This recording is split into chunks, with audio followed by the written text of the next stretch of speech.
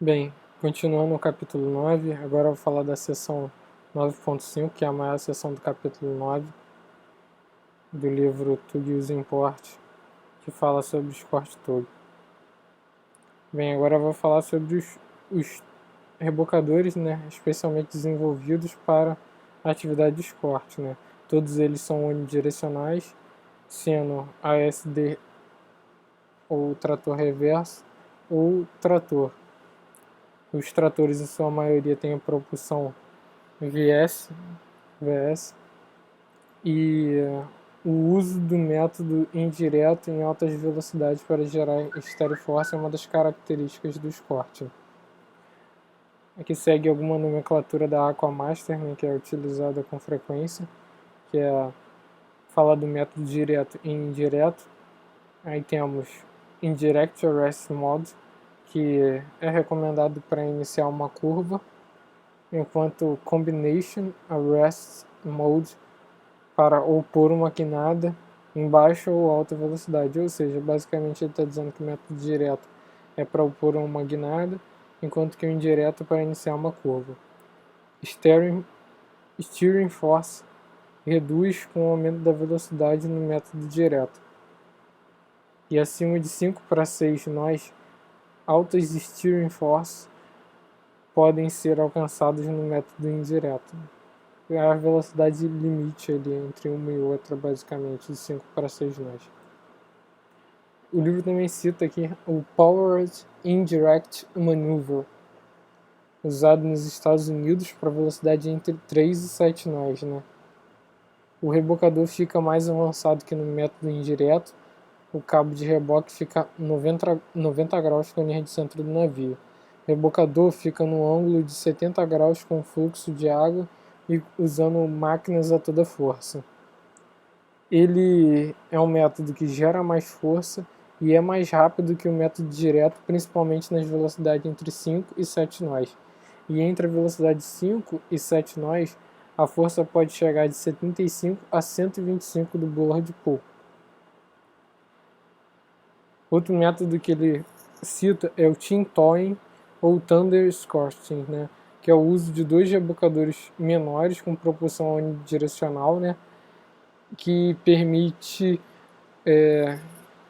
rebocadores menores manobrarem navios mais pesados. Isso dá uma flexibilidade no trabalho ali portuário, né? Entretanto, tem algumas limitações, e uma delas é a velocidade menor de trabalho, que é de aproximadamente 6 nós, e um limite que é aproximadamente 8 nós, ou seja, velocidade de trabalho menor, 6 nós aproximadamente, e o limite para esse tipo de esse método de escorting, né, é de 8 nós, que é o Team Towing ou Thunder Towing Escorting. Método indireto, né, um dos principais métodos utilizados quando se fala em escorting, porque é empregado em velocidades maiores. O aumento da steering force está diretamente relacionado com o drift angle, isso é uma informação importante. O towing angle é aproximadamente 90 graus. Drift angle é maior no ASD barra trator reverso, e o VS trator possui um steering force e é maior de steering force,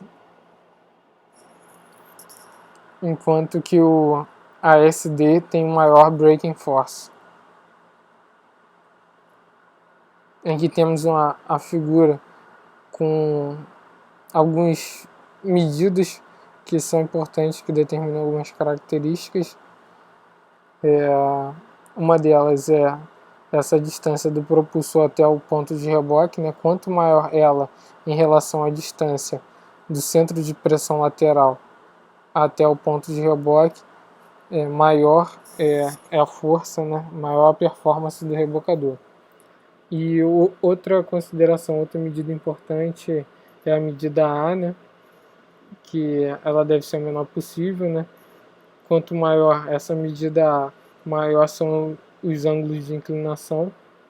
E temos essa medida B, que é do towing point, né, até o propulsor, né, que contraage nesse movimento de inclinação gerado pelo cabo de reboque.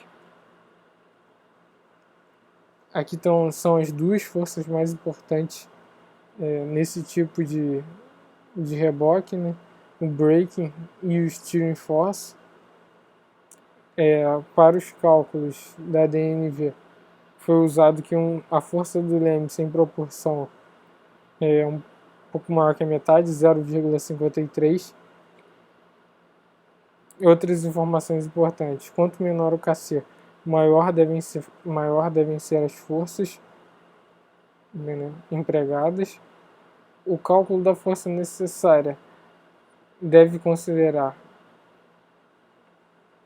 os cenários de incidente, se é active ou escorting, cabo passado, ou se é passivo, sem o cabo passado, considerar se navegando reto ou fazendo uma curva, considerar uma falha de leme com ele carregado para algum lado, considerar velocidade diferente de escorting.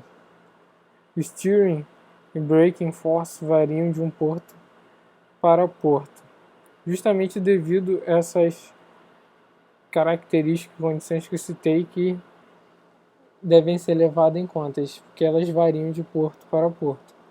O efeito negativo do ship wake não é considerado nos gráficos. Braking steering force ainda. A performance dos rebocadores reduzem com as ondas. A altura máxima para o maior rebocador de escolta é de aproximadamente 4 metros. Os limites dependem bastante da experiência do tube captain. Required maximum speed free sailing. Isso é a velocidade máxima que o rebocador tem que ter navegando livremente, né? A velocidade de escorte máxima fica entre 10 e 12 nós. Então a velocidade do tug, né, do rebocador, tem que ser sempre um pouco maior, né, para ter uma reserva. Então a velocidade máxima em free sailing de um escort tug é entre 12,5 e 16 nós. Essa velocidade depende da velocidade de escorting do porto. Se a velocidade de escorting do porto é mais alta, então a velocidade de free sailing vai ser mais alta. Já se ao contrário, a velocidade de escorting é baixa, a velocidade máxima de free sailing do escort tug provavelmente vai ser menor. Ter que ser razoavelmente maior para permitir a ultrapassagem, tem que ter uma reserva de potência para lidar com as forças de interação, e em mar adverso reduz mais rapidamente que a velocidade de um grande navio. Estabilidade, né? A força no cabo de reboque pode chegar de 1,5 a 2 do Bollard Pull. Ele cita o uso de sponsons, que pode ser usado para aumentar a estabilidade. Uma altura metacêntrica mínima de 3 metros é normalmente recomendada como fator de estabilidade. É recomendado evitar também valores muito altos, pois, em circunstâncias de mar adverso, a força de aceleração pode danificar os equipamentos e tornar impossível a vida a bordo. Ou seja, o rebocador ficar balançando muito. Né? Uma regra de ouro que o livro cita é "Do not immerse the deck line", ou seja, não afundar o deck na água, convés na água. Design Development of Escort Tugs. Agora ele fala sobre o desenvolvimento do design, né, dos rebocadores. Né? O ASD, tanto rebocando quanto navegando, ele anda em sentido normal. No entanto, os tratores, quando rebocando, andam de marcha ré. Portanto, desenvolvem menores velocidades. Devido a isso, né, eles sofrem algumas mudanças no design dele, né, que são vistas como a maior borda, né, na popa, e esquegues mais altos. O foco de desenvolvimento é voltado para o esquegue e a forma do casco, e melhor localização do towing point. No ASD, o foco é mais no towing point, enquanto que no VS é mais voltado no skeg. VS modernos têm High Lift Skegs, né, que é o Hydrofoil Shaped Skegs. E ele também cita um desenvolvimento tecnológico que é o Voith Turbo Fin, né, da empresa Voith Schneider. É um cilindro que gira no final do skeg e aumenta o lift gerado. Aí um aumento de força citado pelo livro é de 18%. Aí tem esse link que dá para ver essa engenhosidade. Ponto adicional de reboque para rebocadores do tipo trator. Um grande número de rebocadores tratores tem um ponto adicional de reboque mais a ré, porque menores forças são alcançadas nesse ponto de reboque. O cabo de reboque,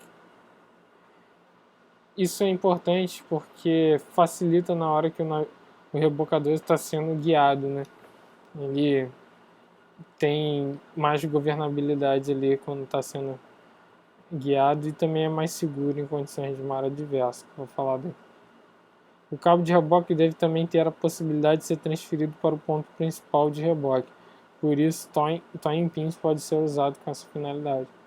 Como eu disse, em condições de mar adverso em altas velocidades, o segundo ponto de reboque pode ser usado visando reduzir os riscos.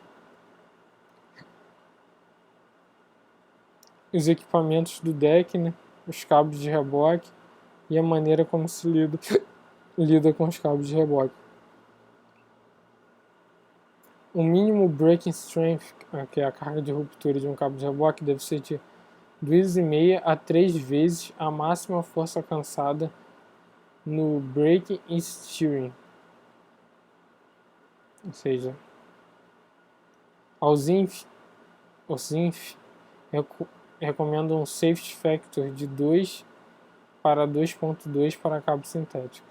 A DNV, braking strength de pelo menos 2,2 vezes o máximo min towing pull.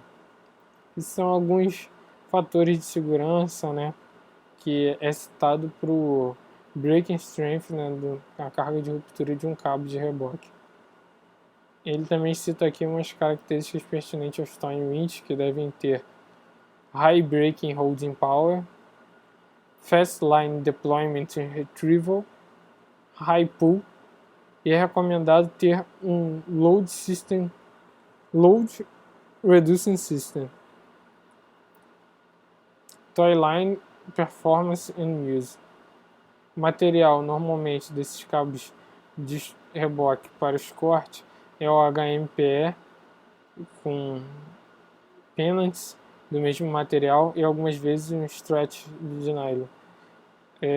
Algumas vezes encontramos também um steel wire, né, um cabo de aço com nylon ou poliéster barra polipropilene stretch. Normalmente o tamanho de um cabo de reboque de corte é de 100 até 150 metros, embora possa ser menor, de 60 até 80, isso de acordo com a discricionariedade do tube captain. O número de trabalhos por um cabo é em torno de 1.200 manobras, né, trabalhos, né, e de pennants é 600.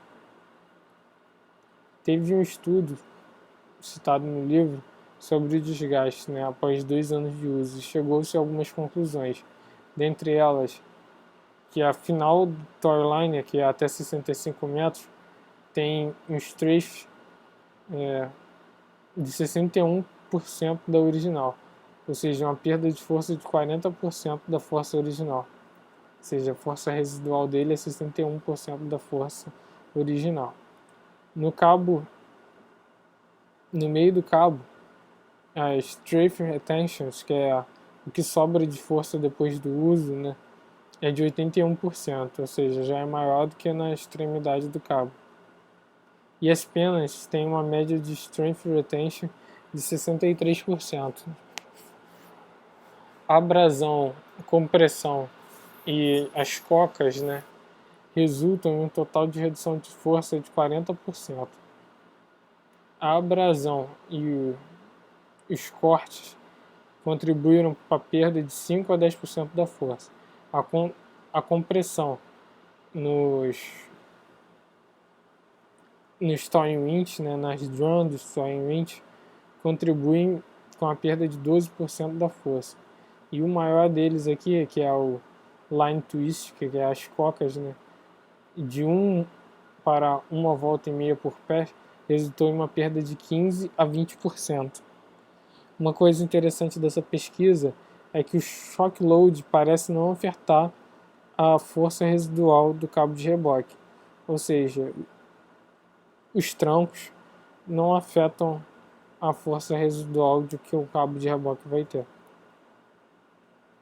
E agora aqui por último, né, falar que bons hábitos para a gestão de segura, né, da towline, né. É importante ter um livro de registro, né, da vida da towline, né, do cabo de reboque. É importante ter um programa de teste da força residual, um estudo da influência na vida útil desse cabo também, um critério de substituição, um mínimo breaking strength realista, né, uma carga de ruptura realista, usar um fator de segurança apropriado e o cuidado e manuseio correto dos cabos. Se você gostou, não deixe de se inscrever no canal e clicar em gostei para receber sempre novas atualizações sobre vídeos que eu estarei lançando.